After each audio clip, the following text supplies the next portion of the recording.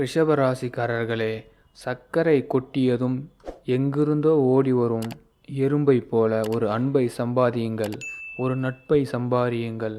எல்லா நேரத்திலையும் சர்க்கரையாக இருந்து விடாதீர்கள்.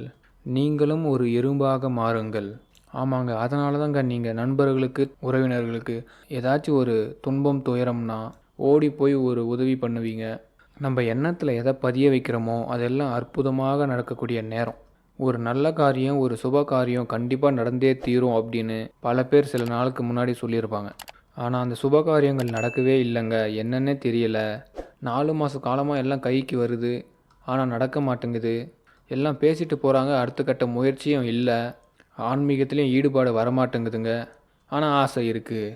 கல்யாணத்துக்கு வந்து பேசுகிறாங்க, ஆனால் முடிவு சொல்ல மாட்டுறாங்க. ஒரு லேண்டை வாங்குறதுக்கு எல்லாவற்றிலையும் நாங்கள் தயாராக இருக்கிறோம்.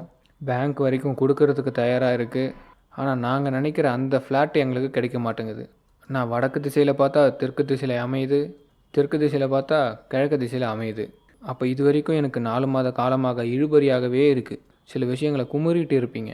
ஏன் கண்ணுக்கு தெரிஞ்சு எனக்கு நல்லது நடக்க மாட்டேங்குது, எல்லா வாய்ப்புகளும் இருந்து ஏன் அந்த வாய்ப்புகள் எனக்கு தவறப்படுகிறது அப்படின்னு நான் வழி தவறி வந்துட்டேனா, இல்லை நான் வந்து வழியை விட்டுட்டேனா, இப்படி என் மனசு பிதட்டுகிறது அப்படின்னு சொன்னால் கூட ஒன்றும் சொல்கிறதுக்கு இல்லை. இந்த ரிஷபராசிக்காரவங்களுக்கு இன்று நான் சொல்கிறேன், வக்கிரத்தில் இருந்த இந்த குரு பகவான் நிவர்த்தி அடைந்தார் இல்லையா, இதிலிருந்து பார்த்தீங்கன்னா இப்போ நீங்கள் கரெக்டான ரூட்டில் தான் இருக்கீங்கன்னு சொல்லிட்டு ஆண்டவன் உங்களுக்கு புரிய வைப்பான். அப்போ நீங்கள் நினைக்கிற விஷயம் எல்லாம் இப்போ படிப்படியாக இப்போ அடுத்தடுத்த ட்விஸ்டாக ஆண்டவன் கொடுக்க போகிறாரு. அப்போ நீங்கள் பெரிய அளவில் எதுவும் சிரமம் கூட பட வேண்டாம். அப்போ நண்பர்கள் மூலியமாக, குருமார்கள் மூலியமாக, பெரியவர்கள் மூலியமாக, சமூகத்தின் மூலமாக, பிரபஞ்சத்தின் மூலமாக நீங்கள் தேடுகின்ற விஷயத்தை கண்முன் வந்தே நிறுத்த போகிறான். அப்போ நமக்கு என்ன ஆகுது, நீங்கள் இதுக்கு எலிஜிபிள் அப்படின்ற ஒரு வார்த்தை, உங்கள் எண்ணத்திற்கு நீங்கள் எலிஜிபிள் அப்படின்னு இந்த சமூகம் உங்களுக்கு பதிவு பண்ண போகுது. அப்போ வேலை தேடுற பிள்ளைகளா நீங்கள், அப்போ வேலை கிடைக்கக்கூடிய நேரம். கல்யாணத்துக்கு பெண் பிள்ளைகளை தேடுறீங்கன்னா பெண் பிள்ளைகள் கிடைக்கும். ஆண் பிள்ளைகளை தேடுறீங்கன்னா ஆண் பிள்ளைகள் உங்களுக்கு கிடைக்கும். சில விஷயங்கள்லாம் மறுத்த குழந்தைகளுக்காக நான் காத்து இருக்கிறேன் அப்படின்னா, ரொம்ப நம்பி இருக்கிற எதுவுமே நடக்கலை அப்படின்னா இப்போ உங்களுக்கு அதை எல்லாம் கூடி வரும். வீடு பட்டா வாங்குறதுக்கான அமைப்புகள் ஏற்பட போகுது. சொந்த லேண்டு வாங்குறதுக்கான அமைப்புகள் ஏற்பட போகுது. இடம் மாற்றத்துக்கான நேரங்கள் உள்ளே வந்துடுச்சு. அதான் சொன்னேனே, இது வரைக்கும் தடைப்பட்ட விஷயங்கள் உங்கள் எண்ணங்களில் நல்ல விளக்கங்கள் கிடைக்க போகுது. அப்போ குரு ரொம்ப தெளிவை ஏற்படுத்துகிறார். மனத்தெளிவு, உடல் தெளிவு, உள்ள தெளிவு, நமக்கு பேலன்ஸ் எல்லாம் இப்போ கிளியர் ஆக போகுது.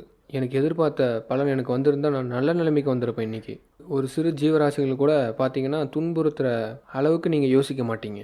அந்த ஜீவராசியை எடுத்து நீங்கள் மார்போடு அணைத்து கொள்ளக்கூடிய ஒரு அன்பான ஒருவர் இந்த ரிஷபராசி உள்ளத்துக்கு இப்போ ஒரு நல்ல நேரம். இது யார் தரா? குரு தரா. யார் தருவா? இந்த அரியாசனம் அப்படின்ற மாதிரி அரியாசனம் காத்திருக்கிறது குரு பகவானால். வக்கரத்தில் அடைகிற குரு பகவான், நீங்கள் சொப்பனம் ஏதாச்சும் கண்டு இருந்தீங்கன்னா அது நடக்க போகுது. சார், நான் ஒரு கனவு கண்டேன் சார், ரொம்ப நாளாக அந்த கனவு எனக்கு இருந்தது, இப்போ நடக்க போகுது பிள்ளைகளுக்கு. இந்த ஒரு அற்புதமான தருணத்தை குரு பகவான் கொடுக்குறார். அதனால் குருவோடைய திருவருள் உங்களுக்கு கிடைக்க போகுது.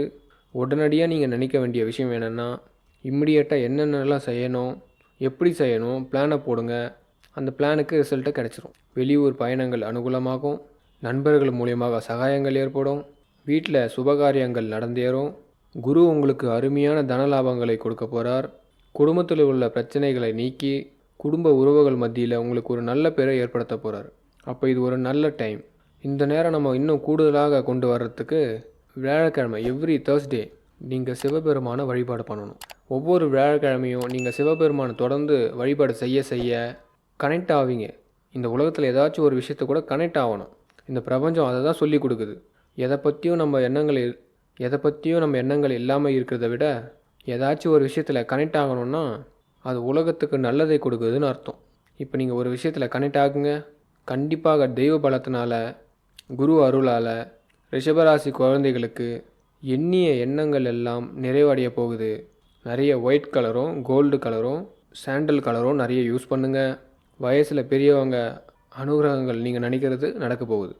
நம்ம அழகாக ஒரு விஷயத்தை பற்றி இன்றைக்கி பேச போகிறோம். அதில் ரொம்ப முக்கியமாக நடைமுறை வாழ்க்கையில் இருக்கக்கூடிய சின்ன சின்ன சிக்கல்களை எப்படி சமாளிக்கிறது அப்படின்றது தான் நம்ம இன்றைக்கி பேச போகிறோம். இதில் முதல்ல இந்த உலகத்தில் யாராச்சும் வழி நடத்துனாங்க அப்படின்னா நம்ம ரொம்ப சீக்கிரமாக முன்னேற முடியும். உலக வரிசையில் பணக்காரங்க வரிசையில் இருக்கக்கூடியவங்களாம் பார்த்திங்கன்னா யாரோ ஒருத்தவங்க வழி நடத்தினவங்க தான். யாருமே தானாக தோன்றிய சுயம்பு லிங்கங்கள் கிடையாது. நீங்கள் யோசிச்சு பாருங்கள், முதல்ல ஒரு பிளான் போட்டவங்க வெற்றி அடைகிறாங்களா, அந்த பிளான் போட்டு அதில் தோல்வி அடைந்து வெளியே போயிட்டு அப்புறம் இன்னொருத்தவங்க வந்த அப்புறம் தான் அதில் வெற்றி அடைவாங்க. இன்றைக்கி நம்மளுடைய ஜென்ரேஷனில் நம்ம நிறைய விஷயங்களை தெரிஞ்சுக்கிறதுக்கு முக்கிய காரணம் யாராக இருக்கும் அப்படின்னா, நம்ம கற்றுக்கிறது தான். ஒவ்வொரு நாளும் ஒவ்வொரு பாடத்தை ஆண்டவன் கற்றுக் கொடுக்குறான். எல்லாருடைய வாழ்க்கையும் நீங்கள் எடுத்துக்கலாம்.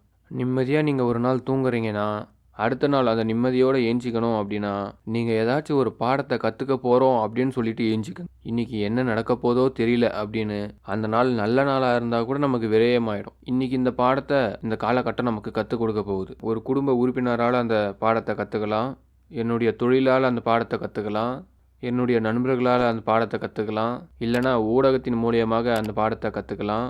ஏதோ ஒரு வகையில் நான் அந்த பாடத்தை கற்றுக்கொள்ள போகிறேன் அப்படின்றது தான் உறுதி. இன்றைக்கி எந்த பாடத்தை எடுக்க போகிற நீ, எனக்கு நான் தயாராக இருக்கிறேன் அப்படின்னு இந்த பிரபஞ்சத்தை பார்த்து ஒரு கேள்வியை வச்சுட்டிங்கன்னு வச்சுக்கோங்க, மரணம் என்னைக்கு அப்படின்னு தெரிஞ்சிட்டா யாராச்சும் நிம்மதியாக இருக்க முடியுமா? இன்னும் ஒரு 10 நாள் தான் நம்ம இருப்போம் அப்படின்னு சொன்னால் நம்ம நிம்மதியாக இருக்க முடியுமா? அதே 10 நாளில் இந்த இலக்கை அடைய போகிறேன், இந்த வெற்றியை அடைய போகிறோன்னா எவ்வளோ நம்பிக்கையோடு இருப்பேன். 10 நாளில் எனக்கு கிடைச்சிருமா? ரொம்ப கஷ்டமாக இருக்குங்க. எனக்கு ஒரு வேலை கிடைச்சிட்டா போதும், கல்யாணம் ஆகிட்டா போதும், குழந்தை பிறந்தா போதும், தொழிலில் வெற்றி அடைஞ்சால் போதும், நான் ஜெயிச்சிட்டா போதும், அரசியலில் சீட்டு கிடைச்சா போதும், 10 நாளில் இது நடக்க போகுது அப்படின்னு சொன்னால் எப்படி இருக்கும்? எவ்வளோ ஒரு ஹாப்பி. இதுவே 10 நாளில் செத்து போயிடுவேன் அப்படின்னா புரியுதா? அப்போ நெகட்டிவான வேர்ட்ஸ் எங்கெல்லாம் வருதோ, அப்போ நம்ம மனசு ஏற்றுக்க முடியாத வார்த்தைகள் எங்கெல்லாம் வருதோ அந்த இடத்த விட்டு முதல்ல ஒதுங்கி வாங்க.